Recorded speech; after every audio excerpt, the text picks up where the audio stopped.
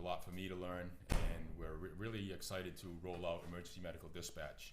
But before I go into my comments and introducing you to some of the concepts of what we utilize, I want to call on Lieutenant Colonel Kramer for some opening remarks from the Department of Public Safety and Rhode Island State Police. So my name is Lieutenant Colonel Robert Kramer. On behalf of Colonel Weaver and myself, this is a very exciting day for us here at the State Police and the Department of Public Safety. It's something that our E911 Center has been working on for quite some time, EMD, and it's something that we think is going to be great in serving the citizens of our state. So I want to thank you all for coming. I'm going to turn it over to Director Arthur Martins. Also, Principal Supervisor James Shalell and Principal Project Manager Greg Scungio will also give some comments.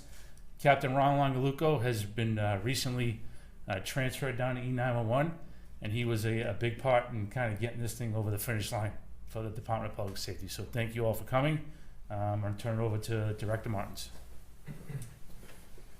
Thank you, Lieutenant Colonel. I also want to acknowledge in the back partners from the Department of Health, Jason Rhodes and Michelle Caloro, who've been very good partners with us in helping us roll this out. They've been important, providing us feedback, information, and some general counsel on how to implement this particular program.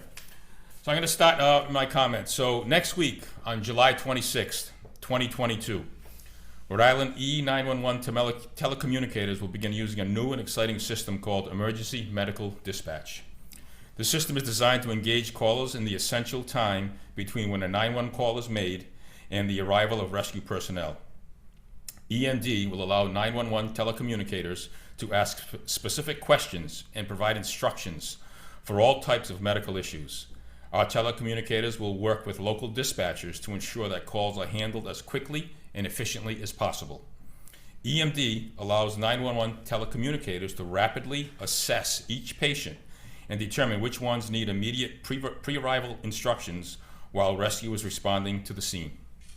Our telecommunicators will be using a software-based protocol to ask pertinent questions and provide instructions for CPR, choking, overdose issues, allergic reactions, seizures, serious injuries, and many other medical situations where step-by-step instructions will make a difference in patients' care. The types of questions and instructions depend on the type of medical emergency. Cooperation and being candid with our telecommunicators are key to ensure that the best care is provided until rescue arrives. EMD is a structured, systematic way of rapidly processing medical 911 calls. Callers will be asked to tell the telecommunicator exactly what happened, to understand very clearly what the emergency is and how it occurred. The telecommunicator will ask questions that are clear and objective, such as what symptoms the patient is having or exactly how someone got injured. Every situation is different, so our telecommunicators will ask different questions and provide different instructions based upon the unique needs of each situation. Each of our telecommunicators has completed approximately 40 hours of classroom training, participated in multiple workshops, reviewed and were educated on new operational policies, and completed approximately 75 simulation exercises.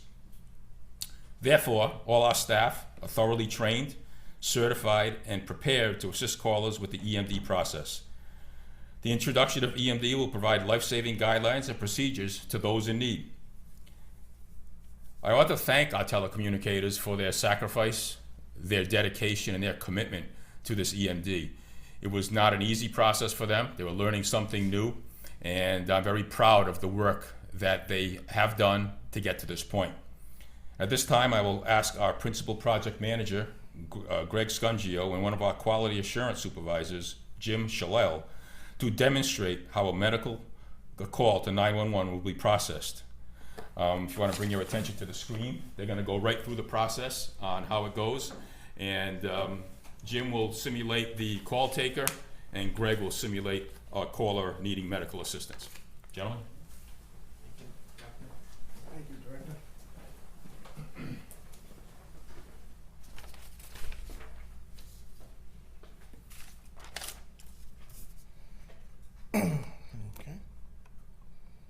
We'll get right into it. A call will come into at State 911. 911, what is the address of the emergency? 123 Main Street.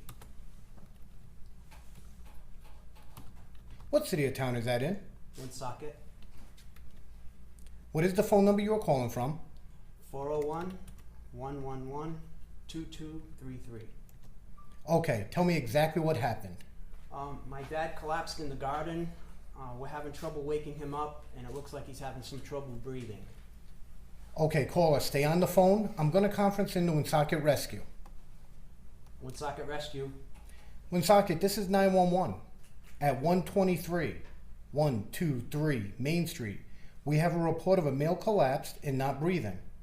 Their phone number is area code 401-111-2233. The caller is on the line. Rescue's on the way, 911. Call us, stay on the line, please. Caller, this is 911. If there is a defibrillator available, send someone to get it now and tell me when you have it. We don't have one of those.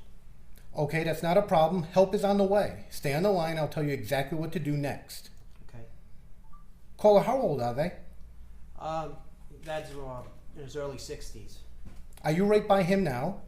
Yes. Okay, listen carefully. Lay him flat on his back on the ground and remove anything under his head. Okay. Okay, and listen carefully again, and I'll tell you how to do chest compressions. Place the heel of your hand on the breastbone in the center of the chest, right between the nipples. Put your other hand on top of that hand. Pump the chest hard and fast, at least twice per second, and 2 inches deep. Let the chest come all the way up between pumps. We're going to do this until help can take over. Count out loud so I can count with you. Okay, start counting out loud now. 1, 2, 3, 4, Caller, 5, 6. caller, you're going too fast. Slow down and follow on my count. Are you ready? I'm ready. 1, 2, 3, 4. 1, 2, 3, 4. 1, 2, 3, 4.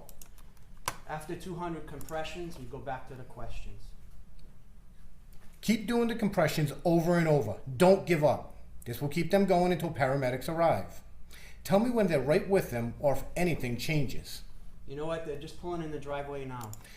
Okay, that's great. Don't stop CPR until the paramedics take over from you. Do not leave him alone until the paramedics are right there. Please tell me when they are right there with your father. They're walking in right now. Okay. Thank you. So as you can see by the simulation, there's a carefully scripted guideline that I'm sorry. So as you can see on the screen, there's a carefully scripted guideline that the individuals, the telecommunicators are using that will guide them to ask specific questions based upon the answers that were provided to them by the caller. So this will give good pre-arrival instructions to the responding rescue. So in the event something came up during that simulation where something critical needed to be transferred to the responding rescue, the telecommunicator would be communicating with the dispatcher from Woonsocket. We chose them as a city or town to use for the simulation. Could go on and make that notification to the rescue to let them know, okay, there's been a change, and update the rescue to what is going on so they can prepare before they arrive. So I think it's a good program for us, and we're ready to roll it out. We're really excited for next week. If you have any questions, feel free. I have my experts here who are willing to provide assistance. Yes? How many people do you have who have undergone this training? Everybody. All of our telecommunicators. How many is it? Approximately 40.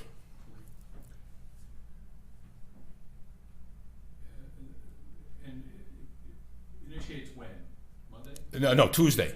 We're going live Tuesday, July 26th at 10 a.m. How is this different than before? Jim? That's a great question. I need you in front of the mic. I'm sorry, Mr.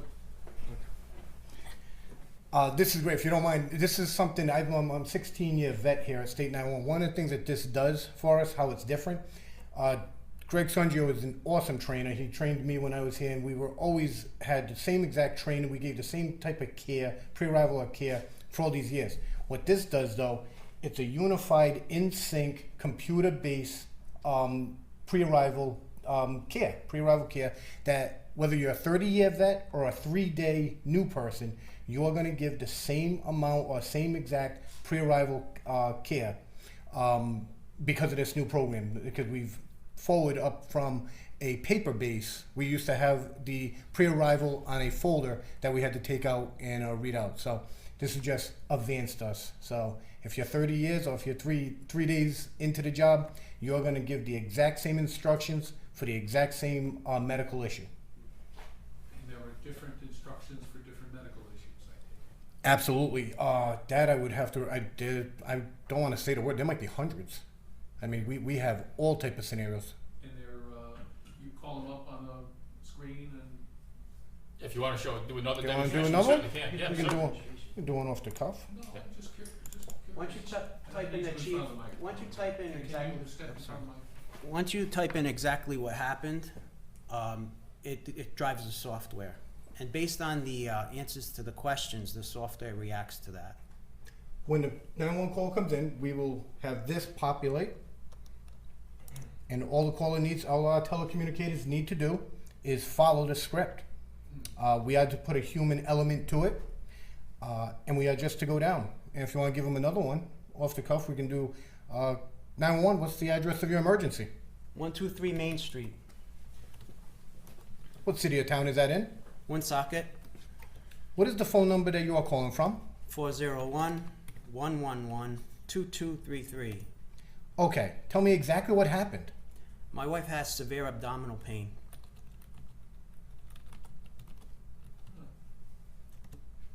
Are you with the patient now? Yes, How old is your wife? 36. Is she awake? Yes, Is she breathing? yes she is. Caller, stay on the line. I'm going to conference into Woonsocket Rescue.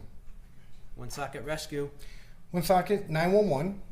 I have at 123 Main Street, I have a report of a 36-year-old female with abdominal pain.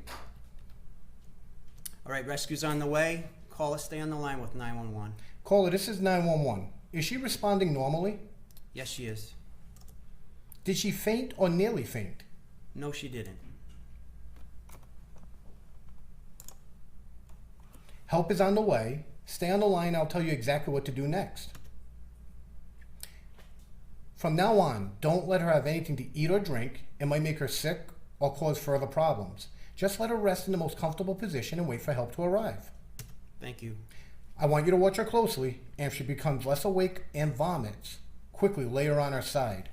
And before the paramedics arrive, please put away any pets, gather her medication, unlock the door, and if you have someone to wave down the paramedics, send them to do that now. Before I disconnect with you, if she gets worse in any way, call us back immediately for further instructions. Thanks for your help. Thank you. Is this all part of the bill that was signed into law last year? Yes, it's part of it. Yes, that was. I wouldn't say it was a driving force, but it was certainly there was something on the radar here for some time. But the statute said it was supposed to be in operation by September 1st of this year. So we're ahead of that. So that we're ready to roll it out at least 5-6 weeks before. What did this cost? What the cost was? Where set the costs? Greg would know that. Initially, I believe the program, the software was about $175,000. There's been a lot of associated costs with that, with training and whatnot, that I don't have the figures for that right now. And how long has the training been going on? The training's been going on for several months, past year. And this was in response to some failures in the system, right? Not that I'm aware of. Not that you're aware of. No. Director? Again, I don't know what failures you're speaking of. Well, that prompted the legislation. There was some. Predated you, right? Yeah, understood. I don't know if it was failures is the right terminology to utilize. I know there was some personnel issues that caused us to delay rolling this out. We had the pandemic, which sort of slowed it down. I was having a conversation with some of the staff here, and in the past 2 years, there have been over 27 resignations or retirements from the agency, which has put us behind the 8 ball a little bit, and that's a significant number. But we're in the process right now of doing background investigations on up to 6 candidates to hopefully bring our staffing up to better levels. And then we have another recruit class after that, with reviewing applications. So that was one of the issues that caused it to slow down the implementation. And I guess there were some small software issues that we were able to resolve as well. But we're on pace. We're 100% moving forward. We're looking to move this thing in the right direction and get this proper care to the patients who call 911 and have good communication with our responding personnel from the different cities and towns to ensure they have the right information to process and give the appropriate care to those in need.